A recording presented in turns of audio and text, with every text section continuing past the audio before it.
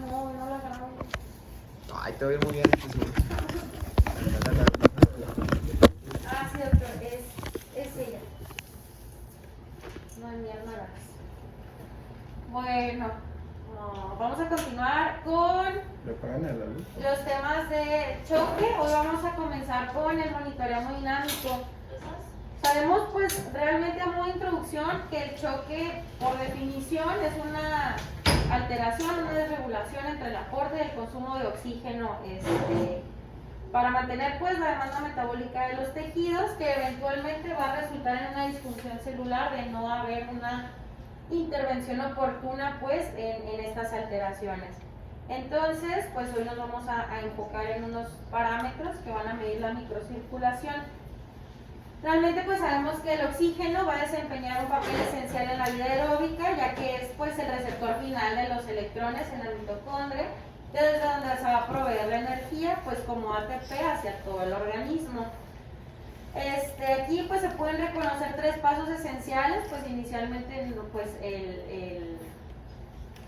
el transporte, pues, de la mezcla de gases desde el ambiente al pulmón, después desde el alveolo a la sangre, y pues hacia los tejidos y finalmente hacia la mitocondria, ¿no? Que dependiendo de estas fases van a tener un diferente gradiente de presión, siendo de 150 milímetros al momento de ser inspirado y desde 4 hasta 25 milímetros de mercurio, pues ya una vez que llega a la mitocondria. Y pues bueno, importante que la sangre venosa mixta pues va a contener el oxígeno que representa el oxígeno entregado pero no consumido, siendo considerado un tipo de reserva, y pues como vamos a ver más adelante nos va a funcionar como una medida de monitorización hemodinámica. Algo importante, pues, antes de analizar la curva de disociación del oxígeno, pues es necesario saber la capacidad máxima que tiene la hemoglobina para llevar este oxígeno. Entonces, en una saturación hipotética en el que la hemoglobina estuviera bajo una saturación del 100%, cada mol de hemoglobina es capaz de llevar 4 moles de oxígeno. Dado el peso molecular de la hemoglobina, que es de 64.500 daltons, y con un peso molar, pues de lo mismo, 64.500 gramos. El total de oxígeno unido, hablando a 0 grados, debería de ser de 22.4 litros de oxígeno, que pues al cargar 4 moles, pues van a ser 89.6 litros en total. Entonces, pues, si lo traspolamos a esta fórmula, en el cual K va a ser el volumen de oxígeno transportado por 1 gramo de hemoglobina saturada, nos va a dar lo que es la capacidad de carga. Esto es, pues, básicamente el oxígeno unido entre el peso molecular de la hemoglobina, y pues nos dice que cada gramo de hemoglobina saturada es capaz de unir 1.9 mililitros de oxígeno. Esto pues bajo una saturación del 5%. Y pues bueno, la capacidad de la hemoglobina para unir el oxígeno va a depender de diferentes cambios estructurales en sus moléculas de hemoglobina, que van a presentar pues en diferentes condiciones. Esto pues se traduce en la curva de disociación de la hemoglobina. Realmente pues la curva sigmoide que presenta se debe a los cambios en la estructura de la proteína causados por la alteración en este oxígeno, dependiendo de las alteraciones que presente. Así pues, si nosotros tenemos un incremento del pH, un descenso de la temperatura o un descenso del PCO2, pues la curva se va a desplazar pues hacia la izquierda. Y pues a lo contrario a la derecha, ¿no? Realmente al momento en el que llega a su meseta, que es el momento pues en el que ya no alcanza su capacidad de unión máxima, pues llega a su meseta y pues no hay más afinidad por el O2. ¿Qué quiere decir esto? Que aun y cuando nosotros estemos aportando pues una alta cantidad de oxígeno, pues no va a haber cambios realmente en la saturación. Entonces, bueno, una pequeña parte del oxígeno transportado por la sangre va a estar disuelta tanto en el plasma como en los eritrocitos. Esto es importante para ver pues más adelante las fórmulas. Y pues bueno, la concentración de oxígeno presente como oxígeno molecular no unido en la sangre va a depender de la presión parcial de oxígeno en la fase gaseosa, que se va a traducir en la siguiente fórmula. La concentración del gas disuelto que va a ser igual a la solubilidad para cada gas, que en el caso del oxígeno, la solubilidad en condiciones ideales, un pH ideal, una temperatura pues de 37 grados, pH 7.4, va a ser de 0.003, y pues por P, que es la presión parcial en la fase gaseosa. Si nosotros traducimos pues esta fórmula, nos va a hablar que el contenido de oxígeno disuelto va a estar dado por esta solubilidad por la presión arterial de oxígeno. Entonces igual en un ambiente en el que tenemos nosotros una presión de oxígeno de 100 milímetros de mercurio, la cantidad de oxígeno disuelto en sangre arterial pues va a ser poca realmente, va a ser de 0.3 mililitros por decilitro, que corresponde pues únicamente al 1.5% del contenido arterial de O2. Realmente pues podría ser pues no trascendente pues al momento de los cálculos clínicos, pero pues igual se toma en cuenta como vemos en la siguiente fórmula. Al momento de nosotros calcular el contenido total de oxígeno, estamos calculando tanto el oxígeno que está disuelto en sangre como el oxígeno que es transportado por la hemoglobina. O sea, estamos juntando las dos primeras fórmulas de las que hablamos inicialmente. Entonces, pues igual, en un ambiente ideal en el que no hay variaciones, tenemos una hemoglobina de 14, un pH de 7.4 y una adecuada temperatura. El contenido total de oxígeno es aproximadamente 20 mililitros sobre decilitro. Y pues bueno, ya metiéndonos en cuanto al aporte de oxígeno, pues bueno, realmente va a ser la cantidad de O2 que se transfiere desde los pulmones a los tejidos en un minuto. Entonces, pues considerando esto, va a ser traducido como el contenido arterial de oxígeno, o sea, toda esta fórmula que vimos, por el gasto cardíaco. Y pues en un ambiente ideal es de aproximadamente 1000 mililitros sobre minuto. Ahora bien, en condiciones normales, el consumo de oxígeno, que es el VO2 de los tejidos, en reposo va a ser cercano a 250 mililitros. ¿Qué quiere decir esto? Que el oxígeno pues que regresa al pulmón es de 750, esta es nuestra reserva. Entonces, pues el consumo, pues la extracción del oxígeno en un ambiente en reposo, en situaciones ideales, es aproximadamente del 25% y el 75% queda de sangre venosa mixta, considerándose esto como pues una reserva como tal, que puede calcularse pues con la siguiente ecuación, que realmente si nosotros analizamos la ecuación va a depender tanto del aporte como del consumo de oxígeno. Si nosotros tenemos un adecuado aporte, vamos a tener un adecuado consumo de oxígeno. Ahora bien, si nosotros tenemos, me voy a adelantar un poco, una disminución en este aporte de oxígeno, se puede mantener ese consumo de oxígeno incrementando la extracción de oxígeno. Sin embargo, va a llegar a un punto crítico en el que este mecanismo compensatorio como tal no va a ser suficiente y va a haber una disminución ahora sí como tal del consumo de oxígeno, y pues se van a ir en pendiente las dos, reduciendo la saturación venosa, que pues nos va a hablar en traducción pues una disminución ahí del gasto cardíaco también. Ah, sí. ¿Qué es el REO2 entonces, Alexis?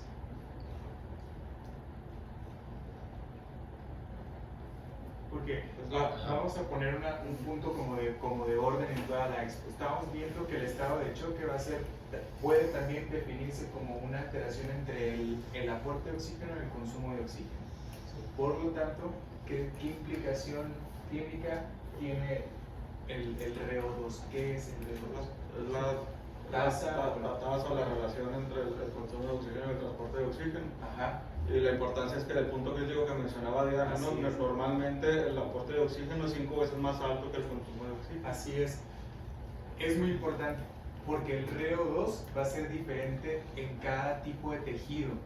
Por lo tanto, para poder explicar las condiciones o entender por qué el estado fisiopatológico de cada uno de los diferentes tipos de choque está, también pudiéramos entenderlo desde el punto base de entender qué es la tasa de extracción de oxígeno. Y ese 75% que dice Diana, pues sería ¿a qué equivalente en la monitorización de un paciente así en un estado de choque? Saturación venosa central. Y por eso luego dicen, tiene 80% de saturación venosa central. No necesita que le pongamos sangre, no necesita que le pongamos dobutamina. No, nada más es como un punto de orden para que vayamos viendo de dónde parte todas nuestras... Por ejemplo, si nuestro aporte es constante, la saturación venosa mixta está en siempre relación va a al ser, consumo. siempre va a ser mayor de 60%. De 60%. Una cosa también que es importante decir en este momento, para seguir continuando, todo aquí en esto que va a decir la doctora, se va a manejar en rangos. No hay un valor normal. Todo es en rangos, no es un valor exacto normal, ¿de acuerdo? Entonces sí, muy bien, Marco. Está bien, Diana. Bueno, vas bien. Entonces, bueno, ya se me adelanta un poquito Jorge, pero realmente cada situación que va a causar una disminución en esta saturación de oxígeno o un aumento en la extracción de oxígeno, pues va a ser un resultado, o sea, se va a traducir en una disminución de esta saturación venosa central o pues mixta, pues en el caso de que fuera por catéter venoso central. Entonces aquí pues nada más para representar la fórmula de cómo pues las variables, ¿no? O sea, realmente es dependiente o es directamente proporcional al gasto cardíaco. Entonces, si nosotros tenemos pues un gasto cardíaco bajo, si nosotros tenemos una hemoglobina baja, si nosotros tenemos una disminución, pues un incremento, perdón, en este consumo de oxígeno, vamos a tener una disminución en la saturación venosa. Realmente no nos va a traducir en qué parámetro es el que está alterado, simplemente nos va a decir que pues ahí hay una alteración que nosotros tenemos que buscar cuál es el gasto cardíaco, si el paciente es anémico, o sea, alguna condición pues que me esté haciendo que consuma más oxígeno. Entonces, pues bueno, pues sí, es lo que acabo de mencionar. Y pues esto es lo mismo, es prácticamente pues nada más desglosada la fórmula de cómo depende tanto del gasto cardíaco como de la hemoglobina y pues la extracción de oxígeno que ya habían mencionado. Y nuevamente pues la diferencia principal en estas ecuaciones va a ser tanto el aporte como la demanda. Entonces en una situación ideal en la que tenemos tanto un adecuado, un aporte y demanda como equitativo, pues no va a haber una variación o no va a haber una alteración en esta variabilidad que es la saturación venosa de oxígeno. Entonces, pues puede ser útil para evaluar el desequilibrio en el aporte de oxígeno, o sea, en un estado de choque en los pacientes enfermos críticos.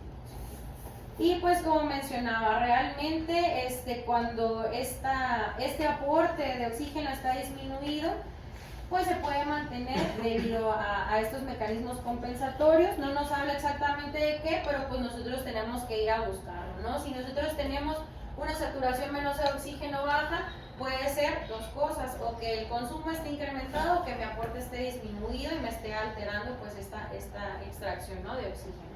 Entonces, ¿cuáles son las causas? Si nosotros analizamos nuevamente la fórmula, pues lo que altera el gasto cardíaco, mi estado de volumen, la hemoglobina, o incluso pues el aporte de oxígeno, la hipoxemia, una falla cardíaca, anemia, hemorragia o hipovolemia.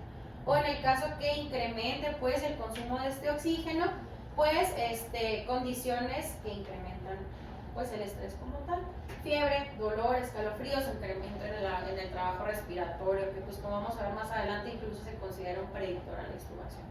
Entonces, pues realmente esto es identificar y tratar las causas potenciales de esta alteración.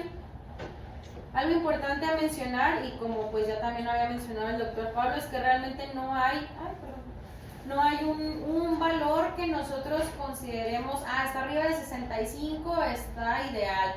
¿Por qué? Porque realmente si nosotros interpretamos una saturación venosa como alta, también se ha visto pues que incrementa la mortalidad de los pacientes, sobre todo en los pacientes en choque séptico. Por eso esta terapia dirigida por metas pues ya no es como muy, no somos muy apegados pues a ella, porque también nos tenemos que fijar cuando incrementa esta saturación venosa de oxígeno.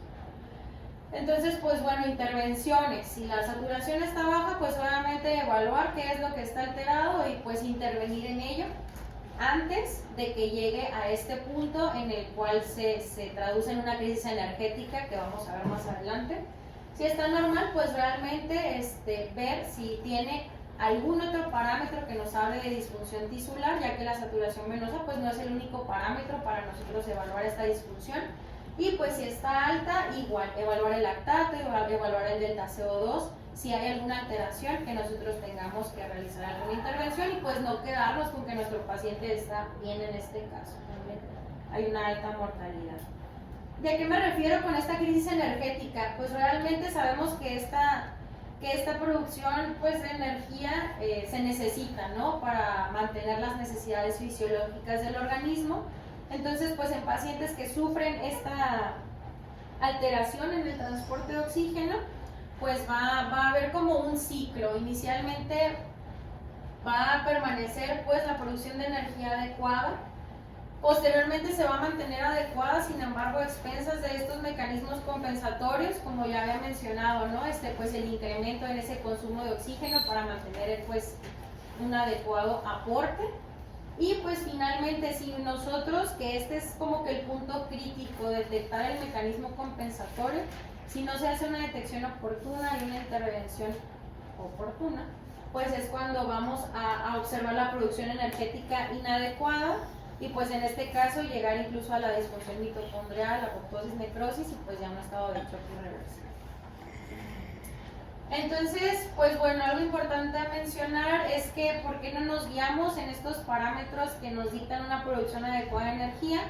Porque pues la definición o este suministro de oxígeno adecuado no va a depender de una cantidad fija de hemoglobina para cada paciente o de un gasto cardíaco para cada paciente. O sea, realmente va un paciente, ¿no?, con un gasto cardíaco de 3.5 probablemente no nos esté dando alguna alteración en la microcirculación, pues, y no sea necesario dar alguna intervención. Ejemplo, los pacientes que tienen insuficiencia cardíaca crónica. Entonces, pues la mejor identificación es evaluar los mecanismos compensatorios, que son pues básicamente de los que estamos hablando. Como ya me había adelantado un poco, pues el aporte de oxígeno permanece constante hasta cierto punto crítico. Realmente al momento de llegar al punto crítico, el que nosotros pues tenemos una adecuada saturación venosa de oxígeno por incremento de este consumo o extracción pues de oxígeno, va a haber un punto en el que, bueno, llega el punto crítico, va a incrementar el lactato de manera inicial y pues va a haber un descenso pues de la saturación venosa. Entonces, si nos fijamos, pues realmente todo está relacionado, e incluso puede haber unas cifras de lactato que se elevan antes de que nosotros observemos una disminución en esta saturación venosa de oxígeno. Por eso pues es importante como tal evaluar todas las variables en conjunto. Esto pues nada más para mencionar cómo están relacionados, son pues prácticamente todas las variables que habíamos observado en la fórmula y cómo todas realmente están relacionadas con la saturación de oxígeno. Esta tabla pues representa una disminución del 10% de la hemoglobina o del gasto cardíaco, pues, y si se observa, pues realmente esta es la saturación de oxígeno, el gasto cardíaco pues va disminuyendo conforme la saturación venosa. Entonces, pues como mencionó, realmente pues es la búsqueda de la etiología como tal. Y pues algo importante de aquel lado de la pantalla pues es que no nada más podemos encontrar una saturación venosa de oxígeno baja en un estado de choque como tal. Si nosotros tenemos un estado en el cual hay vasodilatación y alto flujo sanguíneo, por ejemplo un estado de choque séptico, pues lo más probable vaya a ser que encontremos nosotros una alta saturación venosa de oxígeno en lugar de baja, y pues no quiere decir que nuestro paciente esté en adecuadas condiciones, adecuadamente reanimado, pues. Entonces, finalmente, si nosotros no identificamos estas variables, estas alteraciones, pues vamos a comenzar pues con la aparición del metabolismo anaeróbico, que realmente es en el momento en el que se alcanza el punto crítico, que ya no se puede aumentar pues esta extracción de oxígeno para mantener un adecuado aporte. Empieza el metabolismo aerobio, sabemos pues que a diferencia pues de un metabolismo aerobio en el cual se producen pues 34 o 36 moléculas de ATP, pues se van a estar generando únicamente con 2 moléculas de lactato, Esta acumulación finalmente va a conllevar a cambios mitocondriales, principalmente proteicos, que van a desenlazar en una apoptosis y necrosis, y pues finalmente esto es lo que lleva al choque irreversible. Entonces, resumiendo, ampliamente el transporte de oxígeno es tal cual. Si hay una disminución de la oxigenación, se va a compensar con una mayor liberación de oxígeno desde la hemoglobina, que es la extracción de oxígeno. Si disminuye esta presión tisular hasta un nivel crítico, va a incrementar el lactato, va a disminuir el consumo de oxígeno y van a ser ahora sí variables pues dependientes, tanto el consumo y el aporte se van a ir para abajo juntas. Y pues ya una vez que llega hasta la energía insuficiente, pues estos cambios proteicos con la disfunción mitocondrial y pues finalmente el daño celular. Y pues algo importante mencionar que no siempre, si bien sí es en la mayoría de las ocasiones, esta disminución en el consumo de oxígeno no se va a deber a la disminución del transporte de los tejidos, puede deberse también a la utilización como los estados pues del choque séptico, ¿no? ¿Y cuál es la implicación práctica que tiene la saturación venosa de oxígeno? Pues una parte importante en la unidad de cuidado intensivo como tal, pues es el control del transporte de oxígeno y pues la prevención de sus alteraciones y la corrección apropiada, ¿no? Entonces, detectar, ¿cómo lo pongo? No solamente al paciente que ya tenemos en un estado de choque, es al paciente que nosotros vamos a monitorizar, sino también al paciente que tiene riesgo de tener una disfunción, pues que nosotros no estamos viendo ya, ¿no? O sea, que no tiene una alteración macrovascular como tal, pero ya puede tener una alteración microvascular en el aporte de oxígeno, un paciente pues con una cirugía grande, que haya tenido pues un sangrado importante, a pesar de que nos digan que pues el paciente no está en un estado de choque como tal, pero podría estar en un estado de choque inicial en el que nosotros podríamos intervenir. Un paciente con algún proceso infeccioso que está séptico, entonces pues es monitorizar en pacientes de riesgo de esta crisis energética. Y pues bueno, monitorizar no nada más la saturación venosa mixta, que sabemos que por debajo de 65 o 60, dependiendo de donde uno lo lea, pues es el punto crítico, pues, sino pues un conjunto, el gasto urinario, el estado mental, el lactato realmente y pues el delta CO2, como vamos a ver más adelante. La implicación como tal en choque séptico, pues Rivers hace mucho había mencionado pues que esta saturación venosa central de oxígeno baja pues se asociaba o mantenerla pues en rangos de 70%, había una reducción de la mortalidad a los 28 días. Sin embargo, pues realmente esto ha sido desacreditado por lo que ya les comentaba, que realmente pues no es por el aporte, sino del uso de este oxígeno. Entonces, pues realmente en estos pacientes vamos a encontrar unas saturaciones venosas de oxígeno altas, traducidas pues que a pesar de que nosotros tenemos esta saturación alta, nosotros podemos intervenir en acciones para incrementar este aporte de oxígeno, que el paciente sigue necesitando a pesar de que la saturación nosotros la observemos normal. Es aquí donde entra pues también el delta CO2, si nosotros lo identificamos arriba de 6, como ya lo voy a mencionar más adelante, y pues el lactato sérico nos pueden ayudar a identificar la hipoxia tisular. Algo importante a mencionar pues es que pues bueno, los pacientes realmente que tienen una falla cardíaca crónica van a tener de manera crónica una saturación venosa central baja. Sin embargo, si esta disminuye por debajo de 60, que es el punto crítico, es donde van a presentar el peor pronóstico, ¿no? Entonces aquí pues obviamente estamos en un estado de choque, va a haber una alteración entre el aporte y la demanda de oxígeno y pues generalmente o lo que se ha visto es que un paciente con choque cardioquénico posterior a un infarto se pueden obtener saturaciones venosas de oxígeno hasta 43% en comparación de los pacientes que únicamente presentaron el infarto y no presentaron alguna falla cardíaca, que fue el 70%. Entonces, pues esto también nos puede ayudar a valorar la efectividad del tratamiento. Fallo en la extubación, pues a mí es interesante realmente, porque pues tiene sentido, ¿no? O sea, durante el procedimiento nosotros de la desvinculación de la ventilación mecánica, pues puede haber un aumento en el aporte de oxígeno y en el consumo por el aumento mismo de la actividad de los músculos de la respiración y pues incluso hasta por el estado de alerta que presenta el paciente, que esa es otra variable pues nosotros a valorar el estado de sedación del paciente en esta medición. Entonces, pues bueno, hay estudios que valoran que pues realmente si hay una caída en esta saturación venosa tras la prueba de ventilación espontánea, pues nos puede predecir en una falla en la extubación. Y no nada más la saturación venosa, se me hizo pues interesante, sino pues también principalmente los cambios en el aporte y en la saturación venosa, pero también en el delta pues de CO2. Entonces en este caso pues disminuyó en un 6 o 7% aproximadamente, estaba en 40 y la saturación venosa estaba en 67, incrementó a 70 en los pacientes que sí lograron esta desvinculación y pues de 74 fue lo inverso, disminuyó a 66 en aquellos que pues tenían el fracaso. Entonces pues también están asociados directamente con la extubación, me parece muy interesante.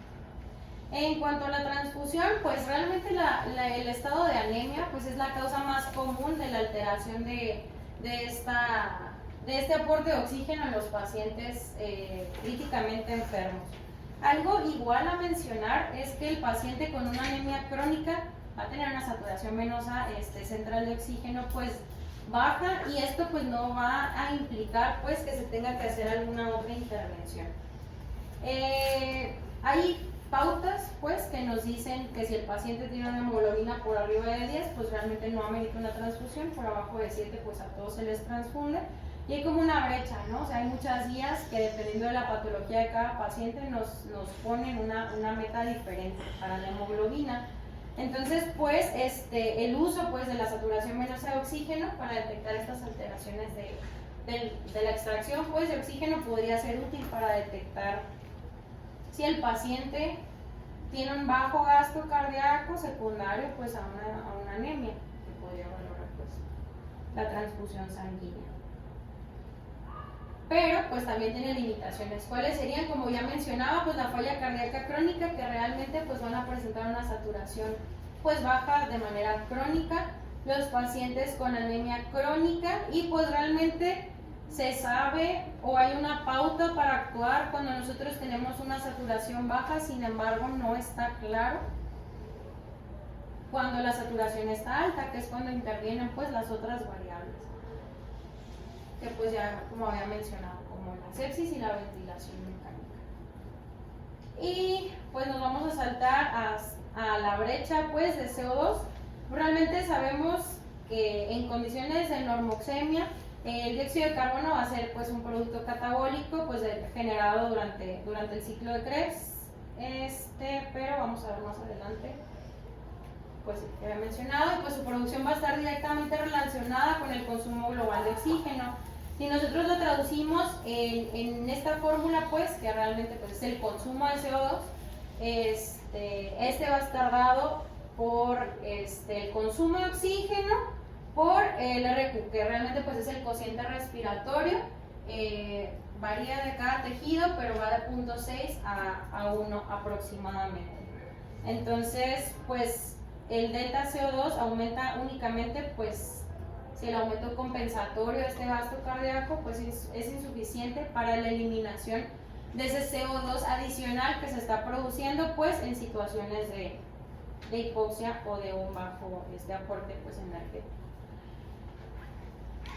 Entonces pues como tal, al momento de tener nosotros una liberación de hidrogeniones va a ser una interacción pues en el que se va a producir bicarbonato y pues para capturar pues este exceso de hidrogeniones posteriormente se transforma esto en ácido ¿cómo se llama? Carbónico, en ácido carbónico y posteriormente pues en este CO2.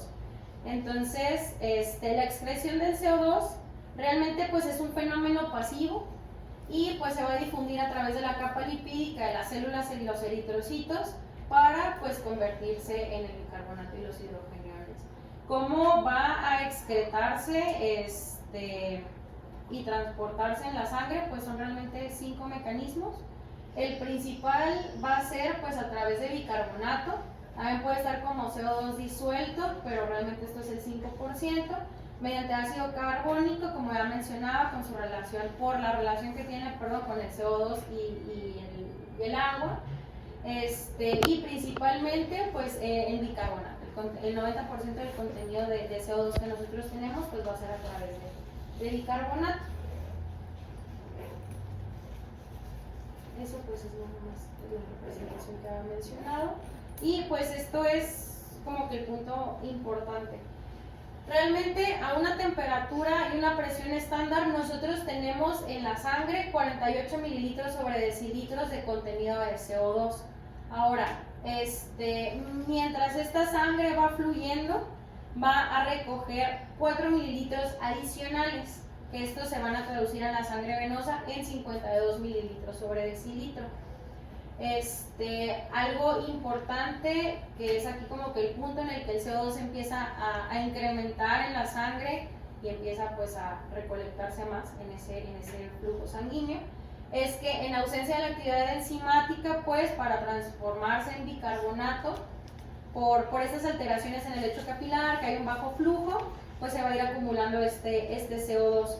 ¿Y qué es lo que va a pasar realmente? En una condición normal, la curva de disociación del CO2 pues va a depender de estos factores. Para nosotros para poder eliminar el CO2 adicional que está en ese lecho venoso, va a incrementar la presión de CO2 de 40, que nosotros tendríamos en el lecho arterial, a 46 en el lecho venoso. Ahora, ¿qué pasa cuando nosotros tenemos un acúmulo pues de este CO2 en condiciones de bajo gas o de bajo flujo? Va a tener que incrementar esta brecha, va a tener que incrementar de 46 a más para poder eliminar este CO2, que es cuando se va incrementando esta brecha, pues y delta pues de CO2. ¿Cómo se traduce esto o cómo se asocia con el gasto cardíaco? Pues realmente la diferencia de CO2 venoso arterial se refiere pues al gradiente de presiones que ejerce el CO2 disuelto en la sangre venosa mixta y en la sangre arterial. Entonces pues realmente en general esto va a depender de la producción total de CO2, del gasto cardíaco, de la relación que hay entre la presión arterial y la presión venosa y la distribución del flujo sanguíneo. Entonces si nosotros lo traducimos a esta fórmula, pues va a ser el consumo de CO2 es igual al gasto cardíaco por esta concentración venosa y la arterial. Entonces realmente pues esto va a mantener mantiene como un flujo lineal, pues sin embargo al momento en el que nosotros tenemos una alteración o una disminución en el gasto cardíaco, pues esto está directamente proporcional relacionado con estos valores de CO2. Es cuando incrementa la brecha.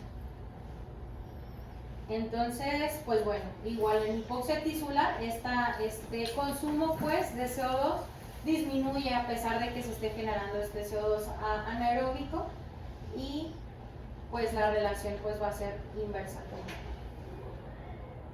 Algo importante a mencionar es que no nada más es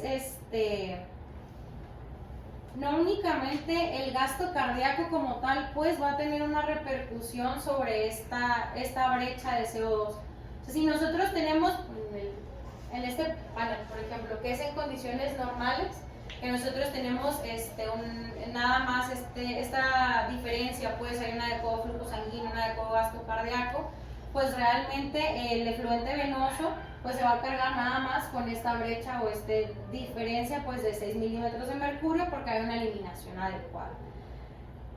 Sin embargo, si nosotros tenemos, por ejemplo, acá en el panel B un bajo flujo macrovascular, nosotros, o sea, traducido pues en una disminución del gasto cardíaco, va a incrementar este CO2 y pues va a incrementar la brecha. Al igual que si nosotros tuviéramos un adecuado flujo, un adecuado gasto cardíaco, pero esta microcirculación se viera afectada, por ejemplo, este recuadro que es el E, va a seguirse acumulando, va a seguir incrementando pues esa concentración de CO2 en el lecho venoso, y pues el déficit o la brecha pues en este caso pues sería de 8. Entonces pues son variables a considerar, no nada más sería el gasto cardíaco pues, sino también el fijarnos en la microcirculación. ¿A qué voy? Nuevamente pues fijarnos en todas las variables, ¿no?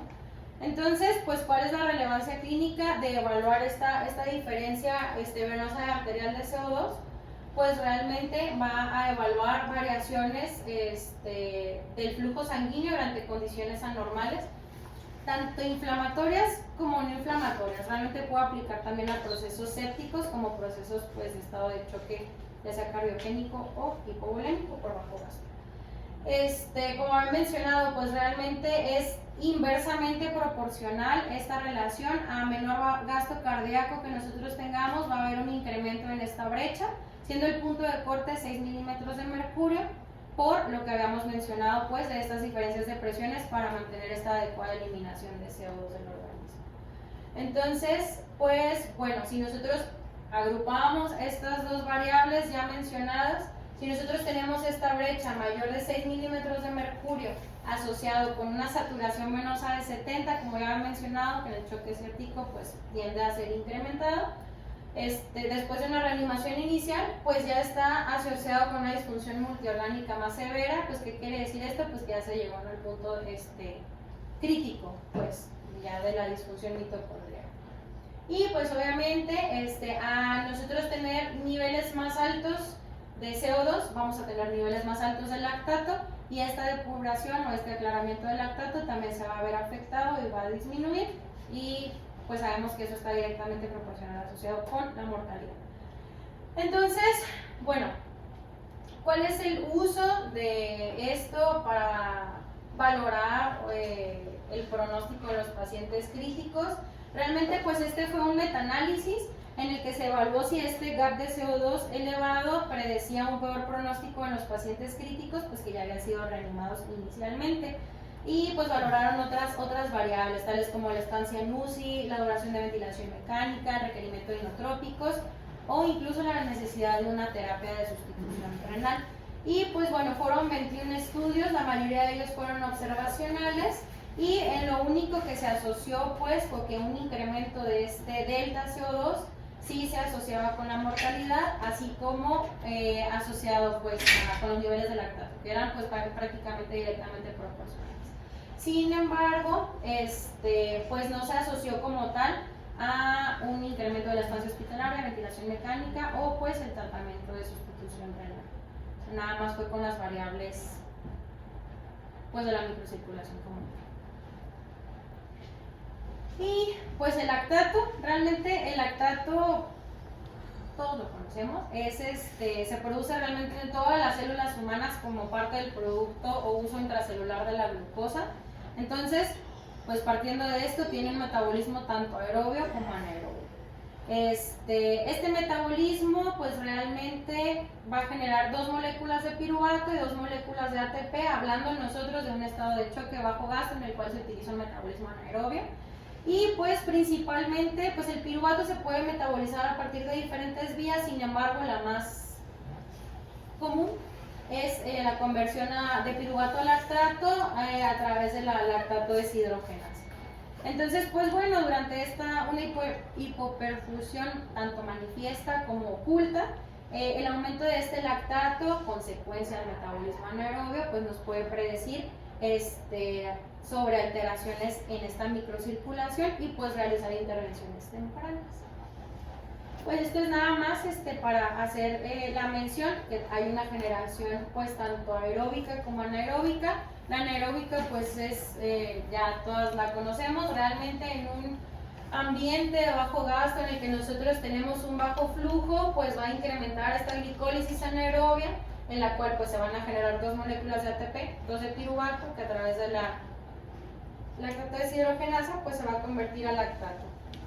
Y pues a mayor tiempo que uno esté en este metabolismo anaerobio, mayor producción de lactato, hiperlactatemia, disminución del aclaramiento y pues incremento en la mortalidad.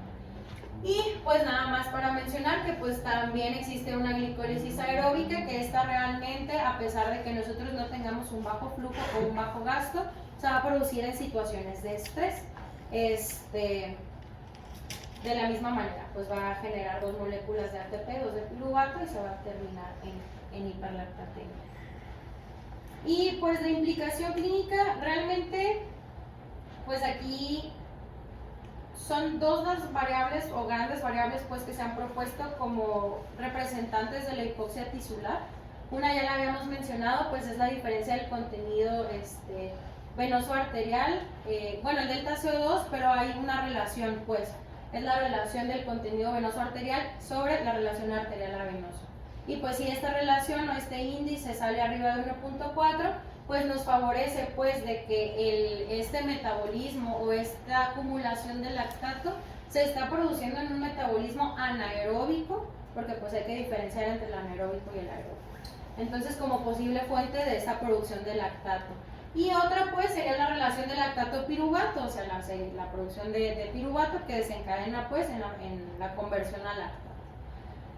Suena como el índice más confiable, pues realmente un índice de lactato-piruvato arriba de 18 milimoles pues nos traduce una generación anaeróbica de CO2 sí o sí. Sin embargo, pues este es un índice poco disponible porque pues no está como general, pues no todos disponemos de esta medición del piruvato.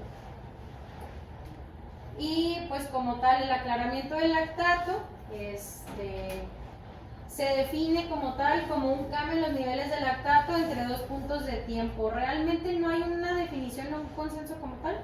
Algunos dicen reducción de 10 a 20% por hora, más del 10% en 6 horas, o pues realmente con que se evidencie que la curva de lactato va en descenso.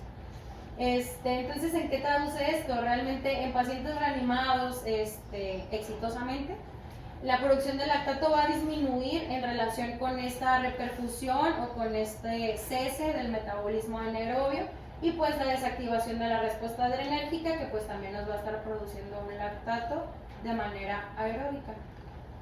Y pues bueno, como ya había mencionado, la presencia de hiperlactatemia progresiva pues se asocia con la mortalidad significativa. Y pues algo importante a mencionar, aparte de ser superior o que se identifique de una manera más temprana los parámetros macrohemodinámicos, que ya conocemos pues las ventanas, ¿no? Neurológica, urinaria, el llenado capilar, también el lactato va a verse con una elevación más temprana a lo que nosotros veríamos el descenso de esta saturación venosa central de oxígeno. Sería primero el lactato, luego el delta CO2 y finalmente la saturación de oxígeno. Entonces, realmente si nosotros tomamos en cuenta todas estas variables, pues no hay una que nos diga, sí nos habla de que hay una disminución del gasto cardíaco, sí nos habla de que estamos en un metabolismo aerobio, sí nos habla de que tenemos una disminución en el aporte de oxígeno, pero no nos traduce realmente en qué variable o en qué intervención o dónde está el fallo. Entonces es por esto la importancia pues de hacer una evaluación de todas las variables y determinar pues cuál es la causa. En este caso pues está este algoritmo como tal que nos habla del incremento del lactato. En sepsis, si el lactato está incrementado y nosotros estamos pensando en alguna otra posible causa que no sea sepsis, pues básicamente ahí se acaba el algoritmo. Hay otros mecanismos pues de hiperlactatemia que no necesariamente son anaeróbicas, como ya mencioné, como las convulsiones, la cetoacidosis diabética o incluso ciertos fármacos. Bueno, en caso de que la sospecha sea pues como tal el estado de choque, pues es evaluar la saturación venosa central y la perfusión periférica. Si esta estuviera baja, pues hacer intervenciones.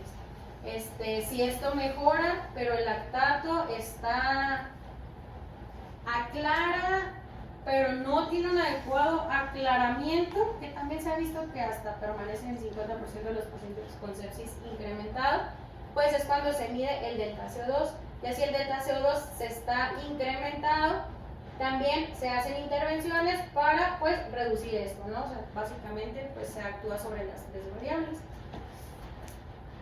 Y pues bueno, esto es lo que me adelanté un poquito, pero pues en este estudio realmente se evaluó el valor pronóstico de los niveles de lactato y el mismo aclaramiento del lactato en los pacientes con choque y choque séptico, en los cuales se había detectado hiperlactatemia pues de manera inicial.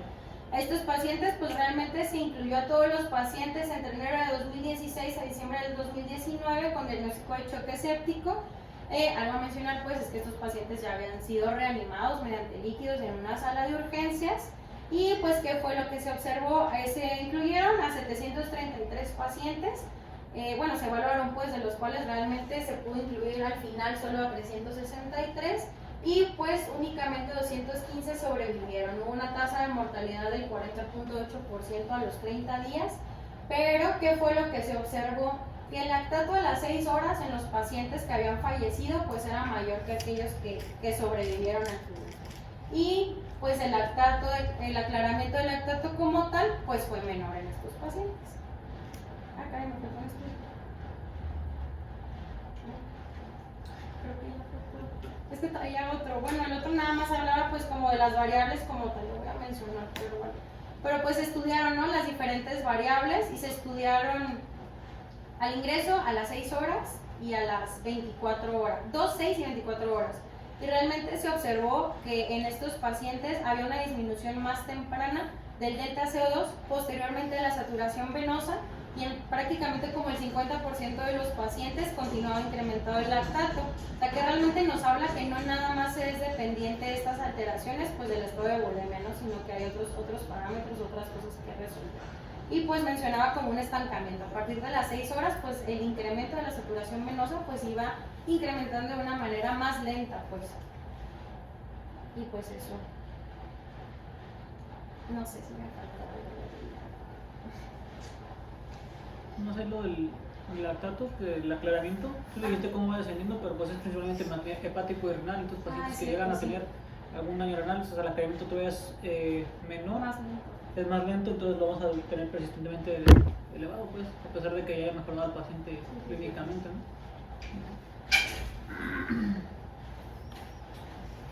¿Algo más?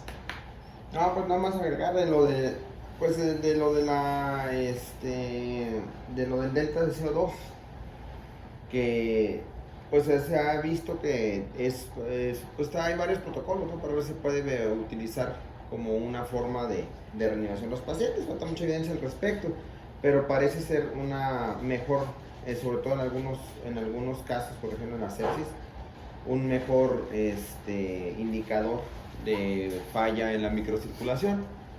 Pues puede haber falla en los caracteres, en los parámetros muy macrodinámicos, ¿no?, en la gasto cardíaco, todo eso aparentemente estar bien, y haber falla en la microcirculación, y tiene ventajas sobre todo sobre la presión, sobre la diferencia arteriovenosa de oxígeno y sobre el lactato, por lo mismo que ya comentaba, ¿no?, el lactato pues que a veces no es tan específico. Y en cuanto al delta de CO2, pues te puede indicar acerca de una incoherencia hemodinámica. Y se ha visto sobre todo, por ejemplo, en los pacientes con sépticos, ¿no?, que hay una acumulación de CO2 que puede ser ¿cómo se llama? Registrada, por ejemplo, con capnometría sublingual. Entonces pues puede ayudarnos en esos casos. Y también mencionar pues que hay que tomar en cuenta en cuanto al delta de CO2, y esa puede ser una de sus limitaciones, el efecto Haldane, que significa que cuando la hemoglobina transporta más oxígeno, pues disminuye su transporte de CO2. Entonces eso también hay que tomarlo en cuenta, y que lo que evita que cuando está aumentando lo que evita que se dispare pues el transporte de CO2 junto con el oxígeno es precisamente ese efecto, y la producción de CO2 por los tejidos. Entonces cuando los tejidos están produciendo más CO2, pues evita que hace que la curva se desplace. ¿Alguien leyó algo sobre el contenido arterial, venoso y capilar? Pues son parte del taller hemodinámico. Utiliza más una de las fórmulas que veíamos al principio, ¿no?, cuando quería determinar el aporte, bueno, de hecho de ahí salen el aporte y el consumo de oxígeno. Pues como regla general, pues nunca puede ser superior una a la otra, ¿no? Obviamente va a ser más alta el contenido capilar de oxígeno, luego el arterial y luego el contenido venoso, a menos que estuviéramos en un fallo circulatorio total, ¿no? Como hablaban ahorita de cuando hay una incapacidad total de extracción de los tejidos, pero no, lo que más se suele ver es en el choque séptico. A partir de los contenidos, pues podemos determinar una diferencia arteriovenosa, que es la que se emplea para determinar el gasto cardíaco, ¿no? Bueno, también quería comentar eso, ¿no? Esto, pues casi todo esto es muy teórico y está muy padre porque nos habla de cualquier variable fisiológica, que sepamos cuáles son las determinantes, pues podemos inferir en qué es lo que está mal con el paciente. Sin embargo, pues se ha visto, ahorita de hecho acaba de mandar un artículo el doctor Iván, comparado con termodilución, hay una falla de más del 30%, hay una diferencia de más del 30%, siendo la termodilución el estándar de oro. Entonces, parte de aproximarnos un poco más a que estas variables sean reales, pues es en el momento de la toma de muestras, ¿no? Como lo que veíamos en el bulbo de la yugular, que el paciente no esté en broncoespasmo, que no esté con un tapón, o cosas que alteren mucho el consumo de oxígeno que sean reversibles, el estrés, la fiebre, la ansiedad. Entonces, cuando tomemos las gasometrías, aparte de cuidar las sábanas de las enfermeras, pues también hay que tratar de que el paciente no tenga algo que esté alterando mucho la oxigenación en ese momento. Bueno, pues retomando lo de los contenidos arteriales de oxígeno, pues igual no toman en cuenta la hemoglobina, la saturación de oxígeno y las constantes que veíamos del transporte de hemoglobina de oxígeno y el oxígeno disuelto en la sangre. Ahora, ¿se puede utilizar el delta de CO2 como un trigger transfusional? O sea, tiene un delta de CO2 de 12, lo voy a transfundir. ¿Se puede? Pues dependiendo del Pues, contexto del paciente, ¿no? O sea, Eso es a lo que quería llegar. Gracias. A que se tiene que tomar en consideración todas las otras variables que ya se mencionaron bien en la clase para que ustedes puedan tomar una decisión sobre el tratamiento. Si tenemos contenidos altos de oxígeno y un delta CO2 elevado, pues no es la hemoglobina, ¿no? Tenemos que buscar que sea otra cosa. Exacto. De hecho, es una de las fallas que le ven al uso del delta CO2. Por ejemplo, un paciente que está con hiperoxia, pues lo va a tener falsamente aumentado. Entonces, entender de dónde viene cada una de las cosas y ver dónde más es como dice el doctor Blanco, pues es lo que te va a dar la posibilidad de agregarle o quitarle al paciente lo que necesite para mejorar su estado del choque. Pues ahora todavía nos hemos metido con el soporte hemodinámico y esas cosas, pues, pero hasta este momento, pues creo que mejor hubiera estado cuando hubiéramos hablado de por qué la célula en estado de choque séptico no va a captar el oxígeno y esas cosas de ayer, pues, que hicieron falta, pues. Pero, pues sí, parece que sí, esas cosas tan chiquitas de la UCI, pues sí se están tocando ya. Estuvo bien la clase de hoy. No te quedaste corto. Pues mira. Entonces, claro, te le quedas el doctor Omar, pues es más fácil. Digo, para que no quedamos aquí cortos. soluciona la estructura. Ah, este proceso es la alusión.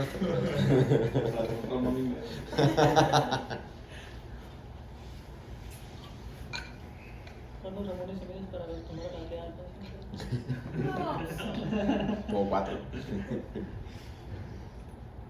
No sé.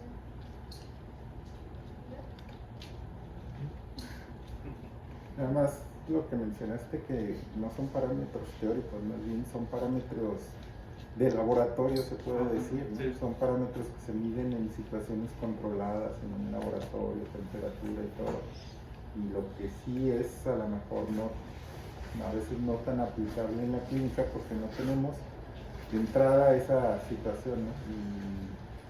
Y parámetros que aparentemente tú dices, bueno, eso me va a dar la clave para la supervivencia de los pacientes, pues no es así porque precisamente cuando está más grave un paciente, pues menos confiables son estos parámetros. Entonces, por eso pues hay un montón de dispositivos que todos te presumen que son los mejores y ninguno ha demostrado que realmente tenga un impacto clínico tan importante como para disminuir la mortalidad, ¿no? O sea, mides un montón de cosas y es algo que decía Einstein, ¿no? No todo lo que se mide sirve y no todo lo que sirve puede ser medido. Entonces puedes medir muchos parámetros, por eso es una de las críticas que se le hacía al Zambrano, que era como un político que prometía muchos parámetros, pero el problema es la interpretación que le da. Y muchos estudios pues se centran en un solo parámetro, que es la saturación venosa, que es la disponibilidad, que lo que tú quieras, pero sin embargo no se debe de tomar un solo parámetro como para tomar decisiones clínicas, ¿no? Es todo un contexto desde el estado del paciente y todos los parámetros en conjunto. Por ejemplo, el lactato también es criticado cuando en un momento dijeron, no, esto es lo que nos va a dar la clave. Finalmente dicen que es un parámetro tardío, ¿no? Y bueno, no hay como tal un solo parámetro, sino es todo un contexto y la individualización de los pacientes lo que tal vez tenga mayor impacto y mayor éxito en el tratamiento, ¿no? Y que finalmente va a impactar en la mortalidad, ¿no? Sí, pues, la meta del lactato no ha demostrado ser superior que lo del llenado capilar, por ejemplo. También. Sí.